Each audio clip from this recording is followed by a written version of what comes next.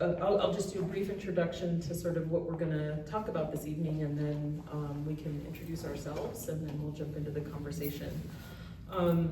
We're in a really interesting time right now. I'm sure all of you are very much aware politically, and for the Latinx community, using that term in the broadest sense, ranging from everybody like me who's a New Mexican for hundreds of years to people who are just getting here. It's a challenging moment when we see our neighbors and our friends and families that are being split up and being taken and disappeared in different ways. And that word disappeared has all kinds of connotations historically, so it feels really strange to talk about it in the present tense. You know, it's what's happening right now. And so hopefully the three of us will leave you with a little bit of reflection on our own activism and our own thinking about that when we end the conversation today. But what I would like to do is just sort of as a roadmap is kind of start more specifically with the work that each of these amazing artists, Hazel and Christina, has on both on view and also their practice in general. And then we'll move on to more specific topics like what's happening socially and politically. My name is Josie Lopez. I'm a curator, independent now, curator of art and art historian. I did a few stints of curatorial work over at 516 Arts, and then for some time I was the head curator at the Albuquerque Museum.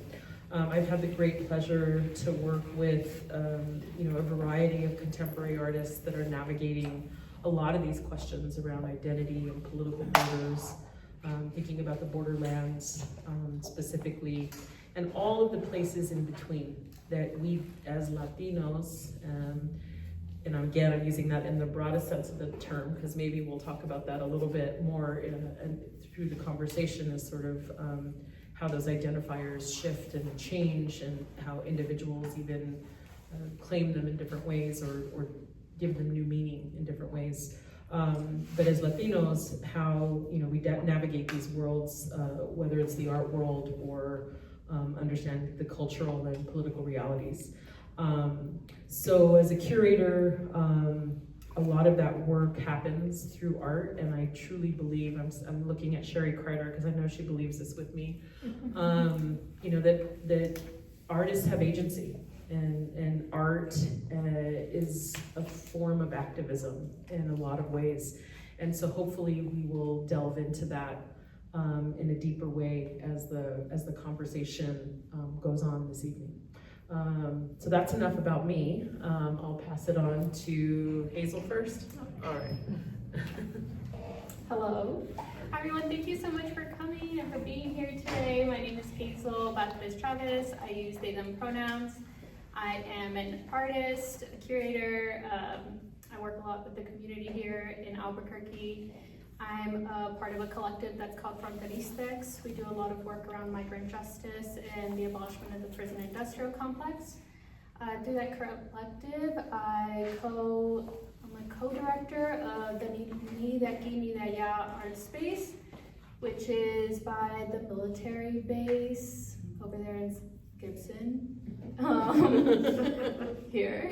And I'm an artist, first generation. I come from a family who have been sex workers, doctors, medicine healers. I think I've been kind of straying away from thinking about myself as first generation, because I think there's also this, I come from a family that have been creatives and artists for a long time before they've even had that title, right? And I think there's a privilege that I'm sitting in right now, and being able to have the opportunity to be an artist, right? And let's see, I grew up in Los Angeles, in North Hollywood. I've been in Albuquerque since 2017. I got my MFA at UNM in sculpture, and got my BA in anthropology and studio art from Grinnell College. And now I work here, live here, thrive, survive. Okay, now I'll go ahead and pass it on to Christine. Hello everyone, thank you for being here. My name is Christina Renee Rodriguez. I am the granddaughter of Severo and Teresa Rodriguez from Chihuahua, Mexico, and the daughter of Ruben and Rayma Rodriguez from Newton, Kansas. Well, I'm an artist. I found out I was an artist when I was 12, and just haven't looked back to it ever since. I don't have much else to say about that except that I'm an artist, I enjoy what I do, and let's get it on. All right. So one of the things that I was really compelled and moved by in going through and looking at each of your work was this really interesting sense of familiarity that I felt in symbols and icons that maybe aren't as familiar to everybody. So what I'm referring to, for example, in one of Hazel's works, there's this beautiful huipil that's hanging on a clothesline. In some of your work, Christina, you reference things like the Mexican flag alongside the US flag, the feather paintings. I think I saw Zapata in one of them, Yes. you know, like these really specific iconographic references to Mexico. And so what I was hoping that we might do is perhaps help our audience get a little more grounded for those that maybe aren't familiar with some of those icons and symbols, and understanding what that kind of navigation means, you know, understanding that Mexicanidad is part of your foundational thinking in your work, but it also signifies a traversing of multiple worlds. So I know that's a little bit two-part, but I think maybe that would give our audience a really kind of understanding of how those images resonate within the work itself.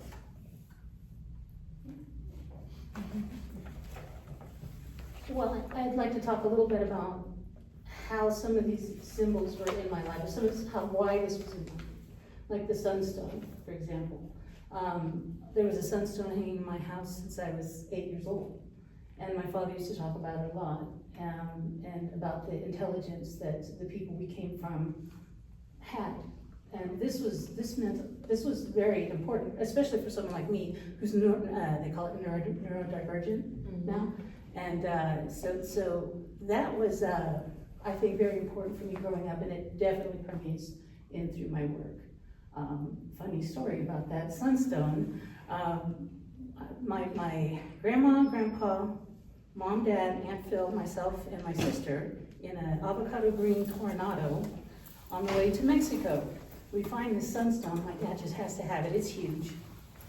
Somehow we get it in the back of the Tornado, and we're going down the road, and this sunstone wrapped in black, it keeps hitting the back of my sister and I's head. So we pull over, and my dad empties the trunk, and somehow MacGyvers this sunstone into the back of the Tornado, and guess where all the luggage goes? It goes into the car, and but we get home, and this is how important these things were to my family.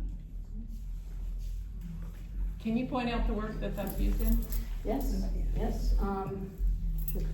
Space between. Yes. That one. Sorry, the space in between.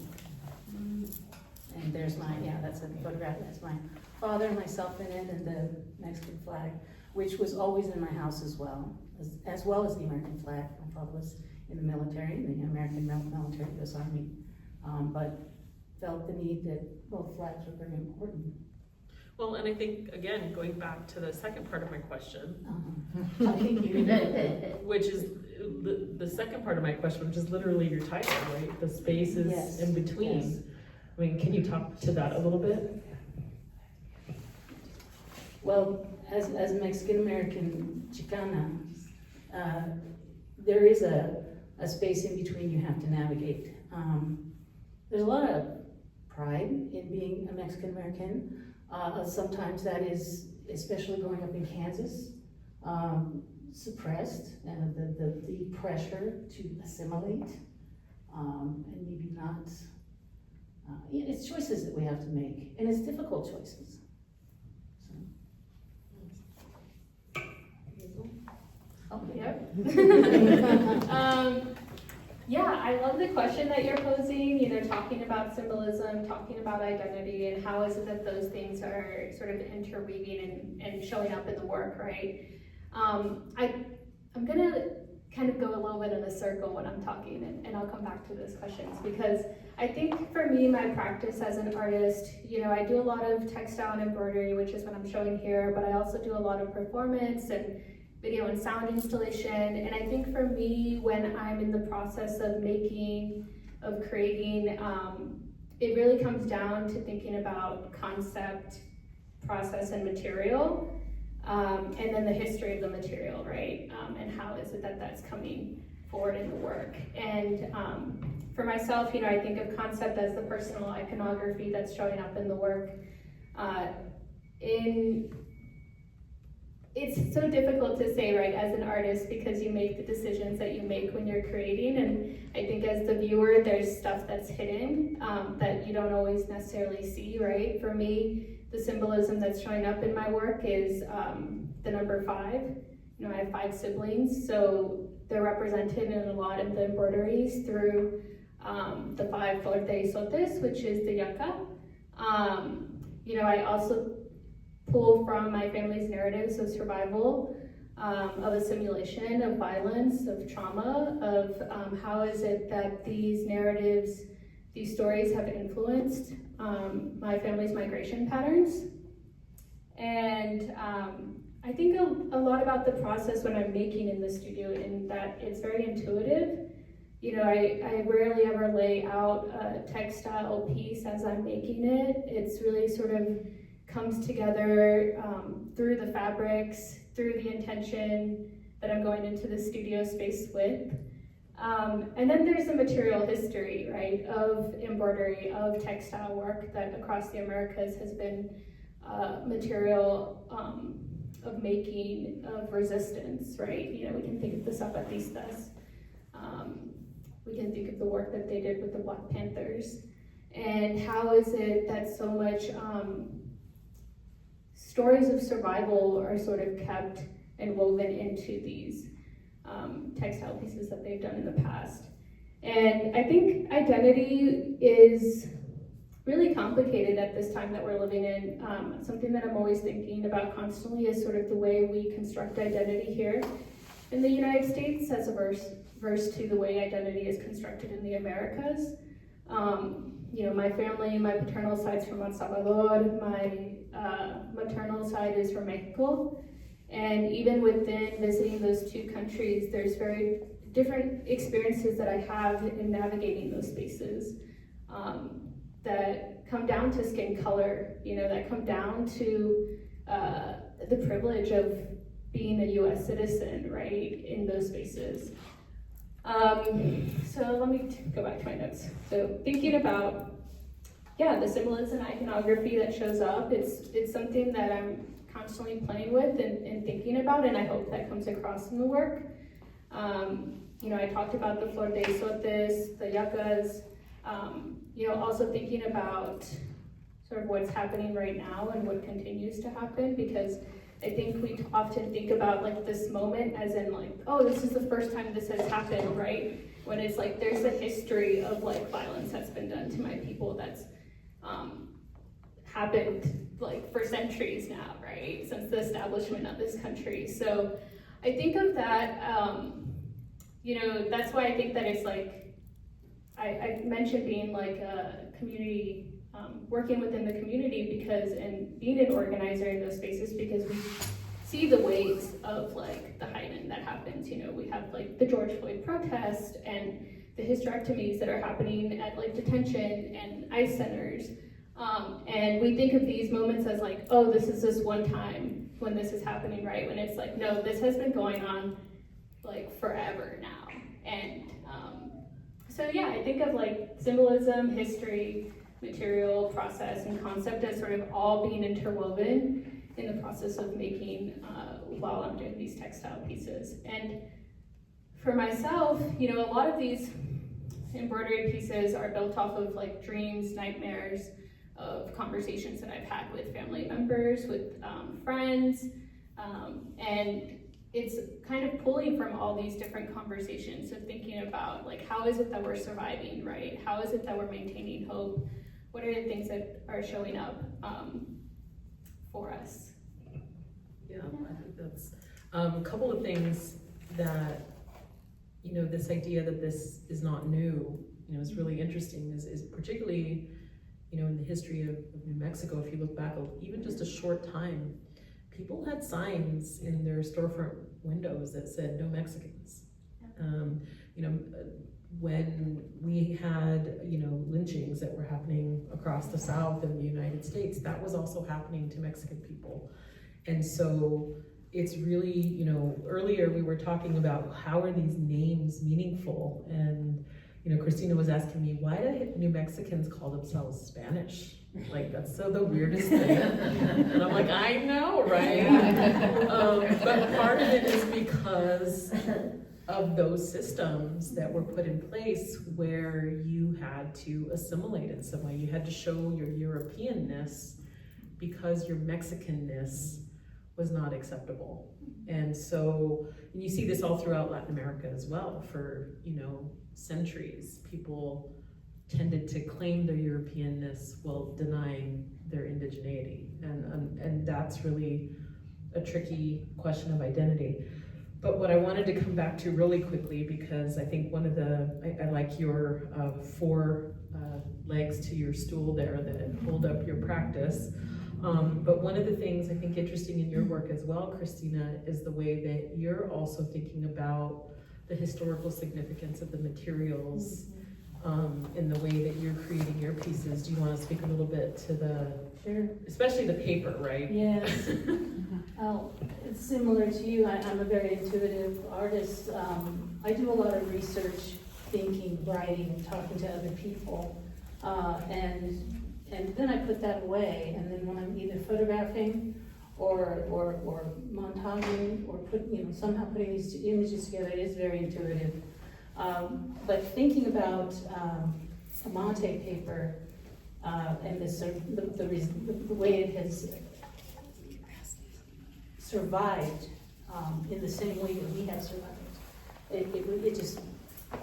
I just was so drawn to it and really wanted to put my family's imagery on it, but I wanted it to speak to a broader narrative of survival and yeah. Yeah, the first time that I ever really got to touch mate paper was actually this incredible Puerto Rican artist named Antonio Matorel, who created a whole series of works that were telling the indigenous story of Puerto Rico, which the Taino have completely been disappeared, you know, Yes. hundreds of years ago. But it's not like paper that's been pulped in the same way that we think of paper being pulped. It's actually a wood bark that's used and pressed into that material. And so when Christina talks about it being about survival, it's like literally the DNA of that living, breathing, you know, bark that becomes part of the work. Yes. And so that's, you know, really an interesting, you know. And the suppression, the way that the paper was not allowed to be made after the conquest, and the fact that it went, it was still being made in secret after the conquest, and survives to this day. And I work with the 7th generation Amate paper maker, and get my paper from her, and she's teaching her daughters. So. Oh, that's super cool. We could talk about materials all day, right? That's what. Oh, may I say one more thing Yeah, of about course. that? It was very important to me because it's a handmade paper that I do a handmade process. And I used to work with Polaroid 8x10s, and then it's been defunct. So I had wanted to do this project since 2010, and coming up with a way of honoring that handmade process and hand applying a photograph onto there took some time, but I did figure it out. But that was important to me too. to apply a handmade, a hand process. And I think, one of the elements of how, again, going back to some of the feather works that are in your pieces, for the longest time, if we're looking at art from a Western mindset, we think of storytelling and portraiture and landscape, and we think of these hierarchies of painting on canvas, we think of sculpture, but the very act of just choosing the materials that you choose is actually a form of resistance, right, to those colonial strategies of art making. So I'm wondering, I know we're delving into the materials, but I think we're all very much on that same page of wanting to understand the detail of that. Maybe adding another layer of understanding, like, what were the decisions that were made that address how resisting that colonial reality is something that's also persistent in the works that you both create. Whether, and again, if you want to go more visual or more to the material, because I think both of you do it in multiple ways, in terms of thinking about resisting colonial systems and realities and histories. I think even just looking at the photograph that I have over here, where my father is actually wearing a cowboy hat. He's wearing a Harley Davidson shirt, and he's encircled in a feather shield, the one that is held in Vienna, and unfortunately Mexico wants it back. It's in a museum in Vienna. They have that and And they have Moctezuma's headdress. Headdress. Yeah, but it's apparently too delicate to make the trip back to the States.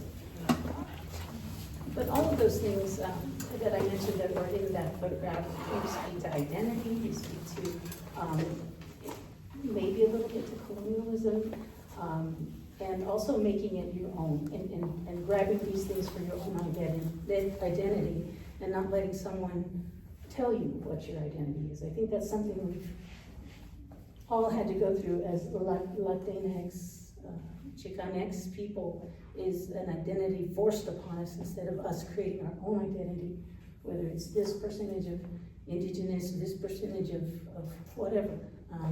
And that's a struggle that we, I think, are starting to come out of, that they're starting to take hold of, and I do it through my work. Did that answer your question? Yeah, it did, actually, very well. Yeah, just to respond to that, I love what you're saying, sort of about this forced identity, because I think there's also this marketing of Latinidad that historically has taken place in like pop culture. We think of the sombreros, we think of the, I don't know, like the frijoles and Frida Kahlo, right? And how this marketing takes place around the Latinx identity, around a lot of identities here in the U.S. And I think also, in particular with your work, working in photography, right, that's like this deep history of voyeurism and like the idea of like anthropology and like going into spaces and photographing and dismembering and sort of historically how that's taken place, right? And sort of what is our role then as artists working within those materials to whether reclaim that or find ways to confront that, right? Yeah, and so when I also appreciate what you're saying about the hierarchy of materials, because I think that's something that's, from what I've heard from and learned from my elders, is that it's, the hierarchy of materials that takes place in the art world. Sometimes it can be, photography can be seen as very masculine, and textile embroidery work has this feminine quality to it, right? I don't know who made that up. I don't know where that source is from, right? But I think that does exist at times, right? And I try not to think in sort of those binaries when it comes to my own work, and in the way that like, oh, I'm in my studio embroidering and I'm this helpless little female like, working away, right? Like I think there's power in sort of how it is that we implement our concepts with the materials that we decide to choose. And I think that for me, that's where it starts, is the concept. Sort of what do I want to say with my work, and then deciding what material that will fit into, what material makes that work, right? Sometimes the concept brings me to a performance, sometimes it's a photo series, sometimes it's a video, or at times it's also just working with community, and sort of how is it that I'm embodying that in my work. So for myself, you know, I think dealing with my family's histories and in my embroidery and textile pieces, sort of that time that, and that intimate process that it takes to bear witness to their narratives, is something that's replicated right in the process of working in embroidery and hand stitching, and sort of reflecting and having the space and time to reflect on those processes, because it's not easy to sort of bear witness to someone's assimilation story, to someone's story of violence, and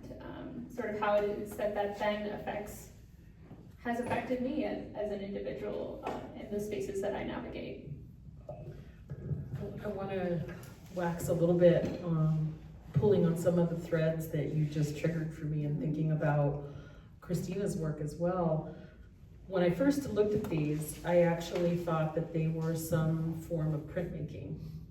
And when it was explained to me that the process is actually removing the image and creating sort of a skin that then gets applied to this amate paper and takes on a whole other level of disrupting that idea of a photograph, right? To think about the image as a skin being applied to another surface, to me is like another level of resisting the material, right? Resisting that idea of the way that we think about photography as, you know, dressing up indigenous people and putting them in a studio, even though what they're wearing has nothing to do with their own culture, you know? So like, what does it mean when we treat that photograph as a skin that then can be transferred?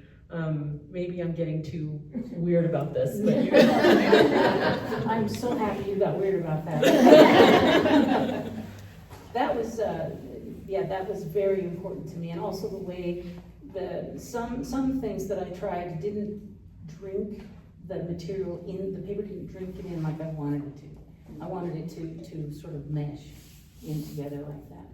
And it does feel, sometimes you do wonder how you were talking about a few things there that you wonder, are you crossing those lines? And then I think to myself, I'm gonna push those boundaries and let the chips fall where they may, because so much has been done already in our existence that we need to push. It's our job. Well, and getting to this idea of pushing, I think both of you see not only your work and your practice as inseparable from the activism that you live. I wonder if we could take a moment now to kind of reflect on perhaps that engagement with community and activism, and thinking about how perhaps it has remained the same or has shifted in the current moment.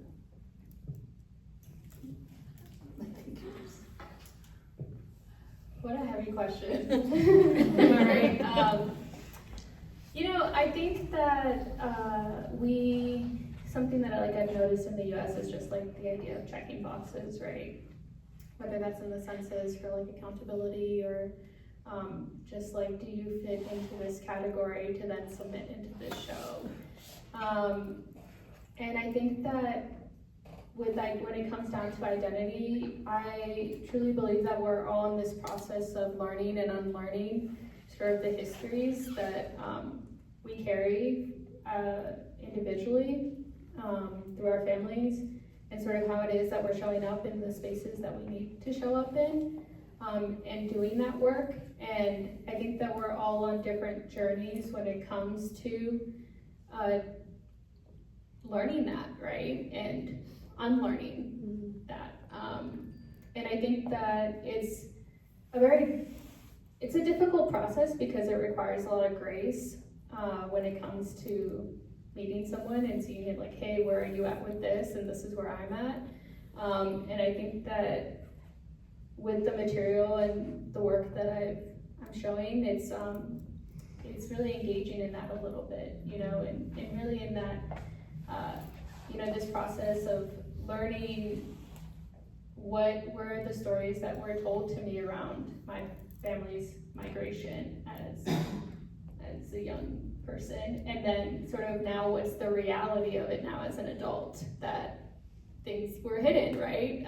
Sort of surface level, and then engaging with that sort of history of like, oh, this is why this happened to my family, right? This is why we've experienced erasure. This is why we were forced to assimilate or forced to migrate or leave El Salvador or Mexico, right?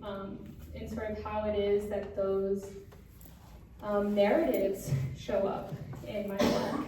And I think that often, as someone who's brown and navigates the world and moving into spaces as a brown individual, I can't separate that. And I think that inevitably, no matter what work I present, it could be a line on a paper, it's gonna be politicized, right? There's gonna be a sense of someone saying like, oh, this is deep and about your depression or your family's trauma. And it's like, I'm really aware of that, you know, as in being an artist, and how it is that those sort of identities come together, right, in my work. And I don't mind it, you know, if I'm being honest, because I can't separate from it. I've owned it now. I've been in this for like 10 years or more. So it's just now thinking about how can I play with it and do what feels right at the moment in time. It's true. I like what you said about you make it, and when it goes out into the world is going to do, you know, they're going to have their own opinions. But we have to be brave enough to make those things, and sometimes boundaries are pushed a little bit, but that's kind of part of it.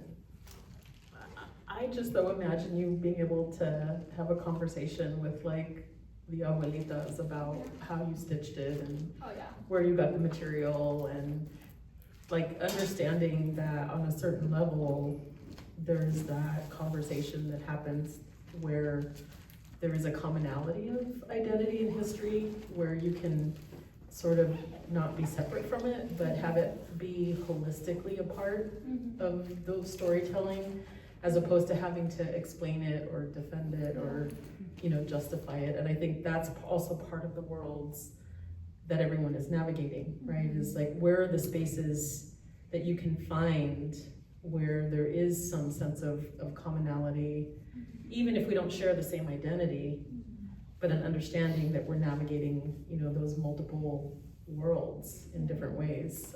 But again, like I can totally imagine like talking to my grandma and being like, how did you do that embroidery stitch? You know, because she tried to teach me for years, and I was just like, I don't want to do that. So you would have been like her, like the meadow right there. Anyway, so let's shift it to your practice and thinking about engaging with community and activism, and how do you feel that comes through really, you know, these deep stories around memory, and also similarly, you know, family histories. Like it seems like that is something that's, you know, kind of resonating you know, throughout.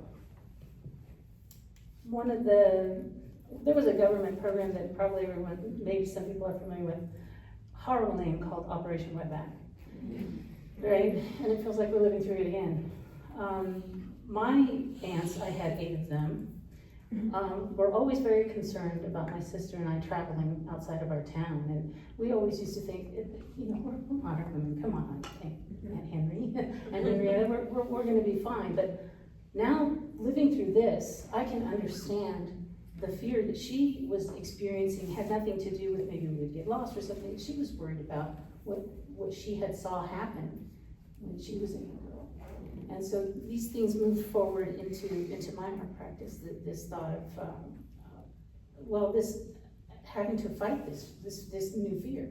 For me it is, as I had never had those anxieties before, like my aunts did. So it's new, and I'm just learning to process that.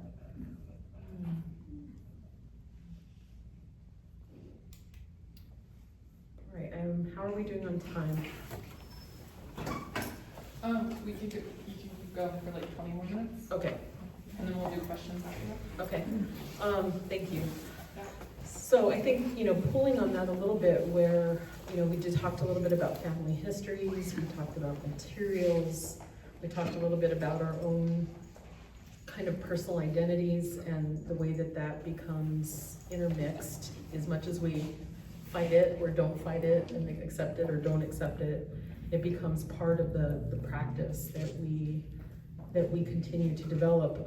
Earlier today, I was actually on a panel with Apollo, who's sitting over there, and we were talking to a group of younger artists, and we were being asked, to somehow convey our sage, knowledge and advice on these young artists, and in my mind I kept thinking, like, just get a job. But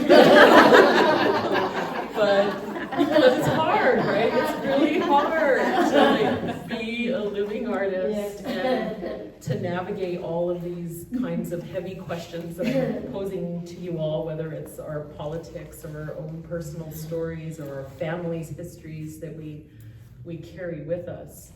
But if each of you had been on that panel being asked what sage advice you could impart upon these young artists, what would you say you've kind of learned over the trajectory? And I'm trying to leave this as open-ended because I don't want to box you into a specific answer, but how would you talk to this younger generation about what it means to be an artist, what it means to be an activist, and what it means to navigate the multiple worlds that you navigate, whatever they may be?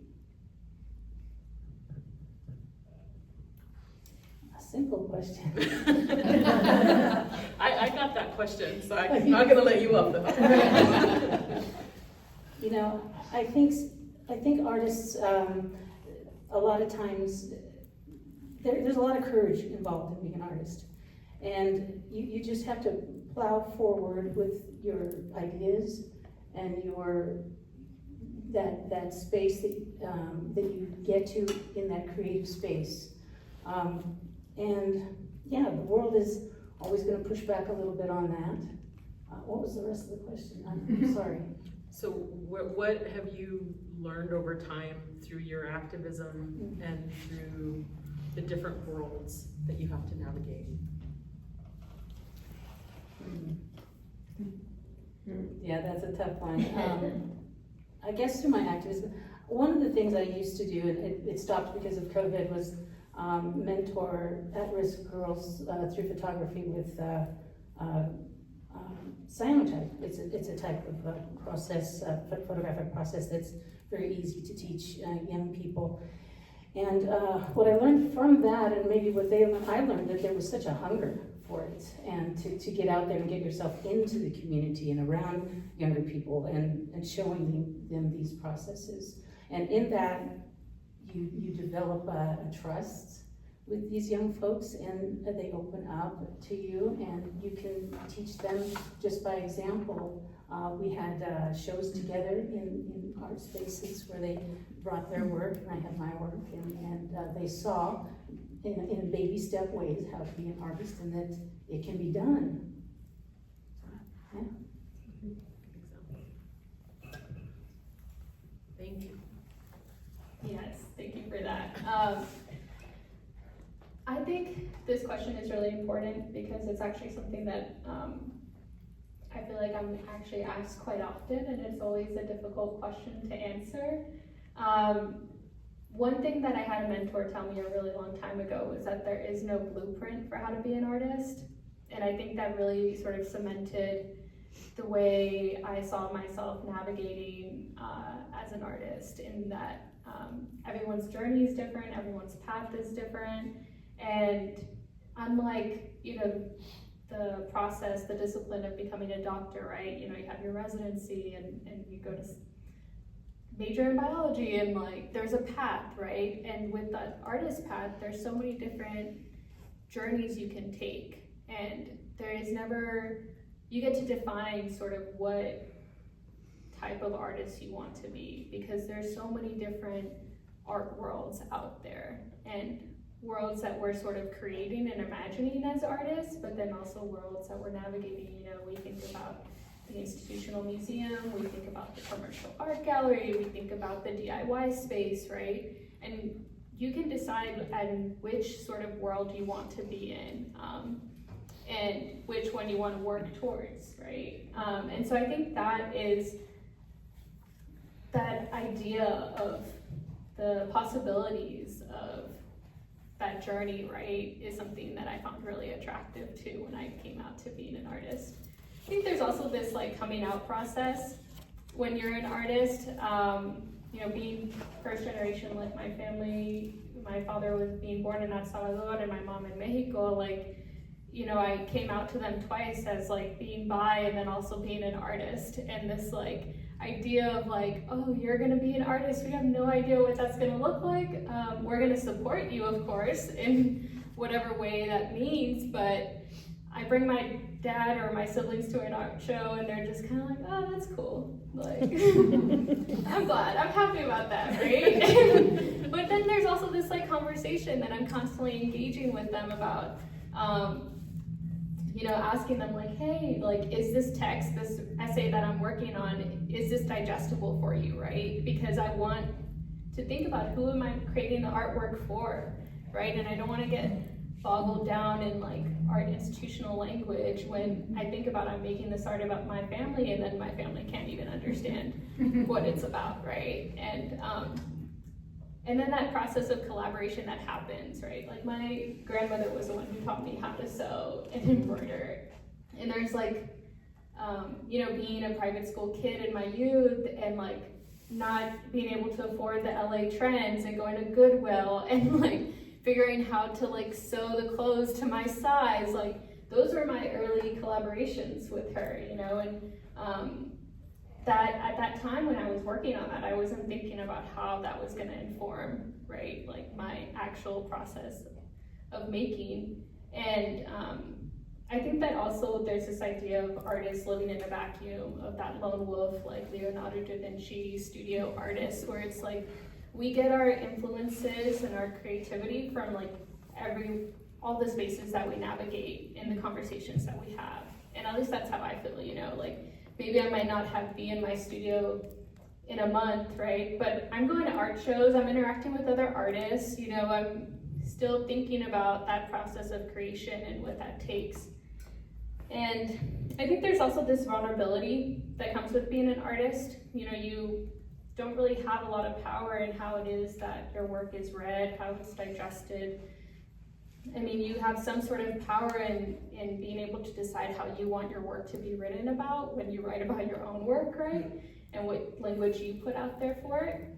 But there's also this idea of being a risk taker when it comes to being an artist. You know, James Baldwin talks about the creative as a risk taker and talks about this idea that this privilege that we have to be able to process the world around us and what's going on, and our role as a creative. And I also think a lot about, you know, working over time, like working with youth, having done artist workshops at like Working Classroom here in Albuquerque or at charter schools and high schools, you know, and there's just this hunger, you know, that you're talking about art. And we think about art being the first thing that's cut when it comes to budgets, you know, and I'm constantly thinking about that. You know, we have the NEA grants that were just cut, but how much it is that we need art around us, you know, and even before folks were able to read, You know, there'd be churches with like the story of like the Adam and Eve narrative on the walls, you know, and we think about the power that art has in community spaces, whether that's movement work or gallery work, and then thinking about sort of the privileges of the spaces that we're navigating and who has access to those spaces as well, right? And sort of thinking about, as an artist, I think there's a lot, right? And I would never shy anyone away from being an artist, you know, and I truly do believe that we're all creatives in different ways, you know, whether we're cooking up a new recipe in the kitchen or like making something in our studios, and whether that's sellable or not, whatever intention you have around it, right? There's that wonderful creative. There's one thing you said I wanted to speak to. Working in a vacuum. I did that for a very long time, and one of the best things I ever did was join a group of women who were making art and reach out to other artists and create a little space together where you can bounce ideas off of each other, and the growth that has happened for my work, and I've seen it with the other women too. We haven't all been women, but whatever, you know, I mean, it's a wonderful thing, and it's very easy to get stuck in working in that vacuum. And sometimes that can be good, but you're right, creativity's all around us, and that we have to make sure that as artists we don't hermit and make sure make ourselves accessible to those things.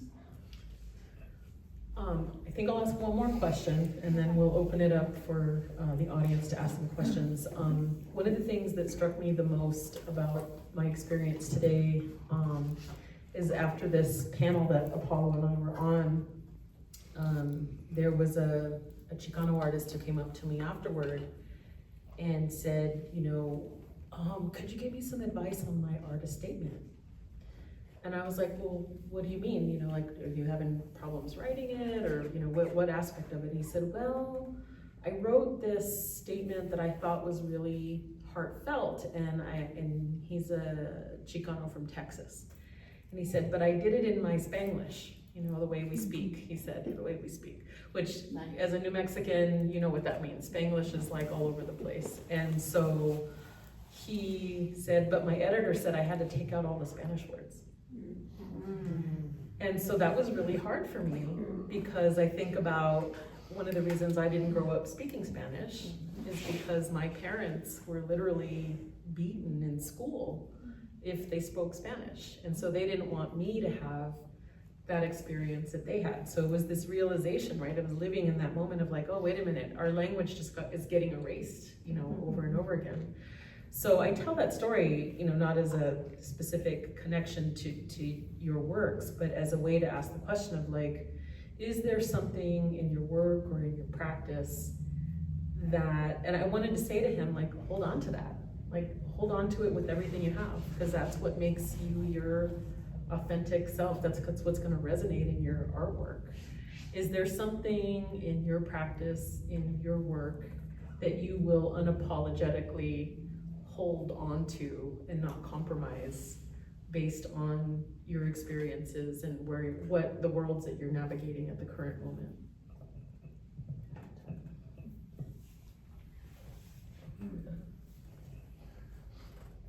I mean, the first thing that comes to mind are my values. I'll always hold on to them, and they permeate through my work. Family values, value of humanity. That's pretty broad, but that's the first thing that comes to my mind. Yeah, this is, I mean, I want to say everything about my practice is like unapologetically, you know, holding on to. Like, I don't feel like there's ever been something or a space that I've even entered in where there's been like, you can't do that, or yeah, you shouldn't do that, or there's been there's been conversations around like material, right? Like bringing dirt into the gallery, and if like how that might then go into events and affect the collections like that they have or something, right? Yeah. But it wasn't a hill to die on, or was it? What? It wasn't like were you gonna do it no matter what? Well, I mean, I think that there is that process of that we're engaging in that collaboration of like they unlearning and relearning, right? How to navigate this and like what's important to me as an artist in the work, and hopefully they're meeting me halfway, right?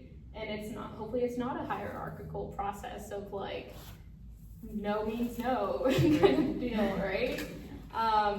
You know, I think language, I love that story that you're talking about, like Spanglish and like that coming through, because I feel like with a lot of my work, that conversation about translation comes out. You know, my title's in Spanish, entre las nubes, right? And then in parentheses, it's in English, among the clouds. And there's always that sort of push and pull of like, you know, how much do I translate? How much do I just encourage people to pull out Google and translate themselves, right? And I think that there's nothing like wrong with one or the other. And I think for me, it's something that I just kind of have to like meditate on a little bit at the time and sort of figure out what I'm willing to give and what I'm willing to not to sort of hold on to. And I think we have to also be conscious of the idea of silencing and of the idea of being silent. You know, how is it that, you know, we're censoring artwork today in this time, you know? And I think a lot about the Whitney Museum and sort of their ISBA program and sort of the shutting of that down, and sort of like, I think we're at a time where it's like, a lot of folks are talking about what's going on, and we're all looking to each other what our actions are around those things, you know, and how is it that we're holding each other accountable? How is it that we're holding ourselves accountable to show up? And I think that silence it's like the worst thing you can do, right? Yeah, complicity. Mm-hmm. So I think a lot about that, you know, censorship, silence, when it comes to translation, when it comes to sort of the process of making, and yeah. I think one of the really important things that I've learned, and maybe in some of my work with some new indigenous artists who work here in New Mexico, but being okay with and understanding that everything isn't for everybody. Like there's some cultural significance that's happening in some of this work that maybe some of us will never have access to. And that's okay, right? Because as you say, who's the audience? Who are you making your art for? If you're making it for your family or your abuelita or your whoever it is in your, you know, world, maybe not everybody else gets to have that. You know, so understanding that, you know, not all of the information is for everybody, and not only being okay with that, but insisting on that. Because I have been wearing the other shoe where I'm like, as my curator hat, I want to explain all the details and what does it mean to have 13 poles on the teepee, and you know, like, and that's not the information that's relevant, number one, and it's not the information that is for everybody. So maybe we should leave it there, and we can open it up to questions, because I think we have some time, yeah? Okay.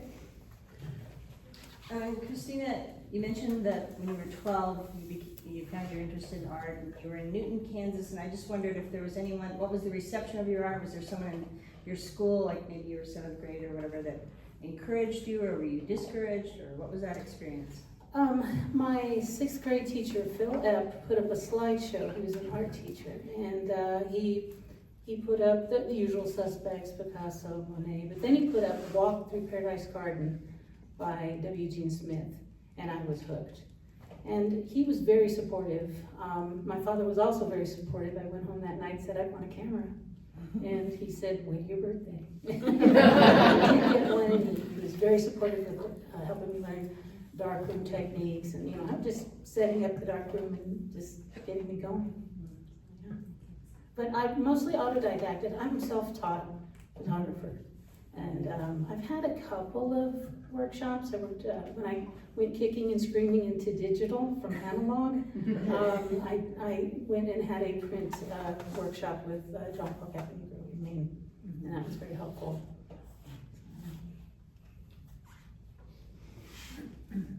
Question? Yeah, you know, in these days where we're facing so much dehumanization of people in all different areas, and I'm just wondering if it's difficult, even in this time or other times as an artist, to put your vulnerability out there, if you would, to you know, you have your family and your family photos here, or your stories with the embroidery, and you're asked to create an artist description of yourself and where you're coming from and all of that. And I have to say, not as a traditional artist at all in the sense of doing art, but I have to say I learned from you all when you do that, when you take that leap, I learned to see people differently, see the world differently. And so I'm very grateful, but I recognize it can have a toll, or it can be a privacy thing, or it can be, can you talk a little bit about your vulnerability in being out there as an artist? Yeah, I think Hazel brought up vulnerability, and it made me think a lot about it too. I think the only way we have true connection with people is if we're vulnerable. And that works through art too. It is difficult, but it's so worth the risk. Yeah, yes. Amen. I feel like I've been in survival mode since I came out of the womb. If I'm really honest, like, it is just like, I was born in Ohio, in Shelby, Ohio, on a road trip with my family, and like, my family was unsheltered at the time, and like, then they moved back to LA, and we were living out of a van, and my first bed was a big bag chair, and like, I just think about that often as a creative, in that like, and as a brown person navigating this world that we're living in. Like, I was born in survival mode, my parents were born in survival mode. Like, I come from generations of people who have been in survival mode and continue to be in it. And it's like, at that point, you know, you think about like, okay, how is it that we want to move forward, you know, and what future do we want to live in?